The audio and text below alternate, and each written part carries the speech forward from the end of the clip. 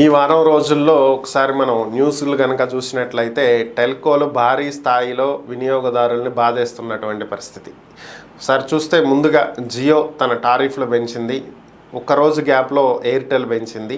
ఇంకొక రోజు గ్యాప్లో ఈరోజు వడాఫోన్ ఐడియా కూడా టారిఫ్లు రివైజ్ చేయడం జరిగింది. ఒక్క బిఎస్ఎన్ఎల్ తప్పితే ప్రైవేట్ టెలికాం సంస్థలన్నీ కూడా వారి టారిఫ్లను భారీగా పెంచేసేసాయి. ప్రతి ప్లాన్ మీద 11 నుంచి 25% వరకు పెంచడం జరిగింది. ముందుగా జియో పెంచినప్పుడు నెట్లో చాలామంది ఇన్స్టాగ్రామ్, ట్విట్టర్, ఎక్స్ వేదికగా అలాగే రకరకాల సామాజిక మాధ్యమాలలో పోస్టులు పెట్టారు. ఏమో అంబానీ కొడుక్కి పెళ్ళికి డబ్బులు సరిపోలేదా, దేశం మీద డబ్బులు వసూలు చేస్తున్నామని. సో ఇప్పుడు ఎయిర్టెల్, వడాఫోన్ కూడా భారీ స్థాయిలో రేట్లు పెంచడం జరిగింది.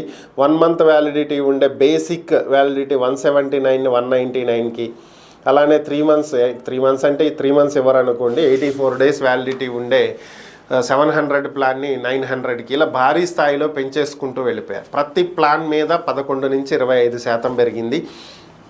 ఒకేసారి ఇంత భారీ మొత్తంలో పెంచడానికి గల కారణాలు ఏంటి అనేటువంటి దాని మీద మాత్రం ఇప్పటి వరకు ఒక్క టెలికాం సంస్థ కూడా వివరణ ఇవ్వనటువంటి పరిస్థితి. వినియోగదారుల జేబులకి చిల్లులు పెడుతున్నటువంటి పరిస్థితి. ఇవి పెంచినటువంటి ఈ రేట్లు జూలై 3, 4 తేదీల నుంచి అమల్లోకి వస్తాయని చెప్పి ప్రతి టెలికాం సంస్థ ప్రకటించడం జరిగింది.